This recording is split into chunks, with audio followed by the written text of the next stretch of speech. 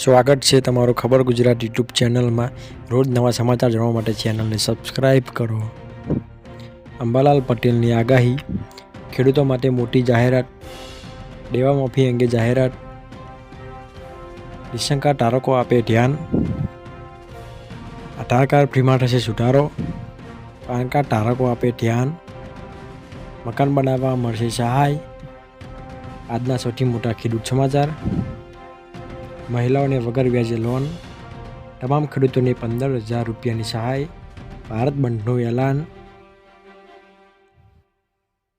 અંબાલાલ પટેલની આગાહી મુજબ ફેબ્રુઆરીમાં ભારે પવનની કેરીના પાકને નુકસાન થશે। પવનની વધુ ગતિ રહેશે એટલે આંબાનો મોર ખરી જવાની શક્યતા છે। સાથે જીરું અને ઊભા કૃષિ પાકોને પણ નુકસાન થઈ શકે છે।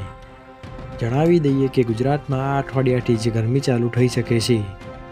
આ વર્ષે ભીષણ ગરમી પડશે તેવી આગાહી અંબાલાલ પટેલે કરી છે। 15મી થી 16મી ફેબ્રુઆરી ફરી તાપમાન વધશે। ધીરે ધીરે 15 ફેબ્રુઆરીથી ગરમીની શરૂઆત થઈ શકે છે। ગુજરાતના ખેડૂતો માટે એક મોટી જાહેરાત કરવામાં આવી છે। એ પહેલાં તમે ચેનલને સબસ્ક્રાઈબ ના કરી હોય તો હજી સબસ્ક્રાઈબ કરી લેજો। રાજ્યમાં લોકસભાની ચૂંટણી પહેલાં સરકાર ખેડૂતોને રવિ પાકના લઘુત્તમ ટેકાના ભાવ જંગી વધારાની ભેટ આપી શકે છે। સૂત્રોના જણાવ્યા અનુસાર આગામી વર્ષે પણ ઘઉંની MSP 150 રૂપિયાથી ઘટીને 175 રૂપિયા થઈ શકે છે।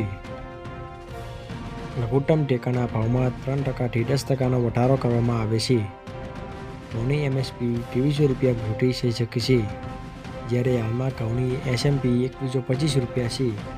મસૂરની SMP 10% સુધી વધારી શકાય છે। ગુજરાત સરકાર દ્વારા દેવા માફી અંગે જાહેરાત, ગુજરાતમાં લાખો ખેડૂતો દેવામાં ડૂબેલા છે। ખેડૂતોએ 1 લાખ કરોડથી પણ વધારે રૂપિયાની લોન લીધી છે। ગુજરાતમાં 47.51% ખેડૂતોએ લોન લીધી છે। દેશના ખેડૂતોની વાત કરીએ તો દેશના 16 કરોડ ખેડૂતો પર 21 લાખ રૂપિયાનું દેવું છે। દેશમાં સૌથી વધારે દેવું રાજસ્થાનના ખેડૂતોને માટે છે। રાજસ્થાનના 99.97% લાખ ખેડૂતોએ 1.47 લાખ કરોડથી વધારે દેવાની લોન લીધી છે। ખેડૂતોને લોન આપવાની ખાનગી અને જાહેર ક્ષેત્રની બેંકો સૌથી આગળ છે। આખા ગુજરાતમાં ખેડૂતોનું દેવું 90,895 કરોડ રૂપિયા છે। નિશંકા ધારકો માટે નવા સમાચાર, સરકારી સૂત્રોનું કહેવું છે કે 1 લાખથી વધુ લાભાર્થીઓ અયોગ્ય છે, જેઓ બંગલા, કાર, મકાન ધરાવતા હોવા છતાં ગરીબ કલ્યાણ યોજનાનો લાભ લઈ રહ્યા છે। જેને જોતા પુરવઠા વિભાગે હવે યુનિટ વેરિફિકેશનની તૈયારીઓ શરૂ કરી છે, જેમાં કોટેદાર તે તમામ સભ્યોના અંગૂઠાની છાપ લેશે જેમના નામે રાશન લેવામાં આવી રહ્યું છે। પહેલા મહિનામાં ઘરનો એક સભ્ય રાશન લેશે, જ્યારે બીજા મહિને બીજા સભ્યએ અંગૂઠા વડે રાશન લેવું પડશે। આ રીતે દર મહિને નવા સભ્યો અંગૂઠા લઈને રાશન લેશે। જ્યાં સુધી તમામ એકમોની ચકાસણી ન થાય ત્યાં સુધી આ ક્રમ ચાલુ રહેશે। વેરિફિકેશનની આ નવી સિસ્ટમ શરૂ કરવા માટે મશીનને સુધારવાની તૈયારીઓ ચાલુ કરી રહી છે, જે નવા સભ્યના અંગૂઠાની છાપ પછી દર મહિને રાશન આપશે। હવે આધાર કાર્ડમાં થશે ફ્રીમાં સુધારો, આધાર કાર્ડની વિગતો મફત અપડેટ કરવાની છેલ્લી તારીખ ફરી એકવાર લંબાવવામાં આવી છે।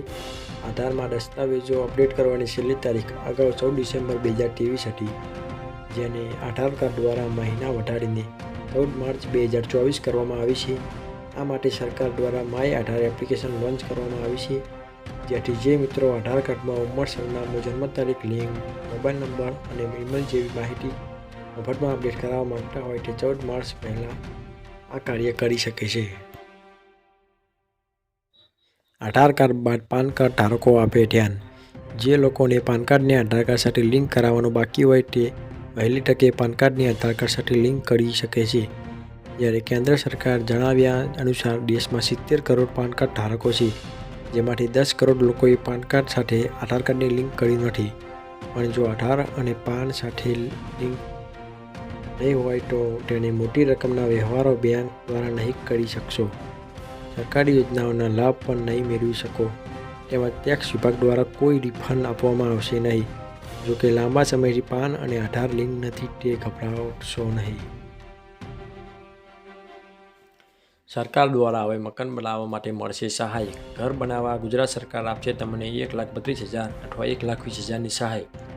આ બંને યોજના માટે તમને કઈ યોજના લાગુ પડે તેના વિશે વાત કરીએ તો યોજનામાં નંબર 1 પંડિત દીનદયાળ ઉપાધ્યાય આવાસ યોજના 2023, જેમાં તમને 1,20,000 રૂપિયાની સહાય આપવામાં આવે છે. જેમાં તમને પહેલો હપ્તો 60,000 રૂપિયાનો, બીજો હપ્તો 40,000 રૂપિયાનો, ત્રીજો હપ્તો 20,000 આપવાનો આવે છે. તેમાં ઓનલાઈન ફોર્મ ભરીને અથવા ઓફલાઈન ફોર્મ ભરીને સબમિટ કરવાનું રહેશે. 1 થી 2 મહિનામાં તેનું કરેલી અરજી પાસ થઈ જશે. તેમજ એકાઉન્ટ નંબર આપ્યો હશે તેમાં હપ્તા મળવાનું શરૂ થઈ જશે. ખેડૂતો માટે આજના મોટા સમાચાર. રાજકોટ માર્કેટ યાર્ડમાં સતત ત્રીજા દિવસે ખેડૂતોને લસણના ભાવ હાઈ મળી રહ્યા છે. યાર્ડમાં ગઈકાલે ફેબ્રુઆરીના રોજ લસણના ખેડૂતોને 61,100 રૂપિયા મળ્યા હતા. યાર્ડમાં આજે લસણનો ભાવ 120 રૂપિયાનો વધારો જોવા મળ્યો છે. આમ સતત સારા ભાવ મળતા ખેડૂતોમાં ખુશીનો માહોલ જોવા મળ્યો હતો. ઉલ્લેખનીય છે કે યાર્ડમાં લસણની સાથે સાથે અન્ય લસણીઓની પણ મોટા પ્રમાણમાં આવક થઈ રહી છે. મહિલાઓને વગર વ્યાજે લોન મળશે. કેન્દ્ર અને રાજ્ય સરકાર દ્વારા મહિલાઓના હિતમાં અનેક પ્રકારની યોજનાઓ ચલાવવામાં આવી રહી છે. તેમાં ઉદ્યોગોની યોજના નામની મહત્વની યોજનાનો પણ સમાવેશ થાય છે. આ યોજના દ્વારા મહિલાઓ પોતાનો વ્યવસાય શરૂ કરી શકે છે. ઉદ્યોગોની યોજના હેઠળ મહિલાઓને કોઈપણ વ્યાજ વગર લોન આપવામાં આવે છે. આ યોજના દ્વારા સરકાર તે તમામ મહિલાઓને નાણાકીય સહાય પૂરી પાડે છે જેઓ પોતાનો વ્યવસાય ખોલવા માટે લોન લેવા માંગે છે. ઉદ્યોગોની યોજના હેઠળ મહિલા મહત્તમ 3 લાખ રૂપિયાની લોન મેળવી શકે છે. 18 થી 55 વર્ષની મહિલાઓ આ યોજનાનો લાભ લઈ શકે છે. આ યોજના હેઠળ લોન લેવા માટે મહિલાઓને કોઈપણ પ્રકારની ગેરંટી આપવાની જરૂર નથી. ગુજરાતના ખેડૂતોને 15,000 સહાય. કેન્દ્ર સરકાર ખેડૂત કારીગરો અને શ્રમિકોને પ્રોત્સાહન આપવા માટે તૈયાર છે. પીએમ વિશ્વકર્મા યોજના શરૂઆત 17 સપ્ટેમ્બર 2023ની શરૂઆત કરવામાં આવી છે. આ યોજના હેઠળ લાભાર્થીઓને ઓછા વ્યાજ દરે collateral free business development loan ઉપરાંત ઈ-વાઉચર અથવા રૂપિયે દ્વારા ટૂલકીટ પ્રોત્સાહન તરીકે દરેકને 15,000 રૂપિયા પણ મળશે. આ યોજના બિઝનેસ શરૂ કરવા માટે તેણે વધારવા પ્રથમ તબક્કામાં 1 લાખની લોન આપે છે. બીજા તબક્કા દરમિયાન આ યોજના કામદારોને 2 લાખ સુધીની રાહત લોન આપે છે. આના પર વ્યાજ પર મહત્તમ 5% રહે છે. ભારત બંધનું એલાન. પંજાબ અને હરિયાણાના ખેડૂતોએ દિલ્હીની બોર્ડર પર ઘણા ટ્રેડ યુનિયનો સાથે મળીને ગ્રામીણ ભારત બંધનું એલાન આપ્યું છે. 16મી ફેબ્રુઆરીએ એટલે કે આજ સવારે 6 વાગ્યાથી 4 વાગ્યા સુધી ગ્રામીણ ભારત બંધનું એલાન રહેશે. જેમાં શાકભાજી અને અનાજની પ્રાપ્તિ અને સપ્લાય જેવી આવશ્યક સેવાઓ બંધ કરવામાં આવશે. ખેડૂત નેતા રાકેશ નિકીરે કહ્યું કે અમે લોકોને સ્વેચ્છાએ બંધમાં ભાગ લેવા વિનંતી કરી છે.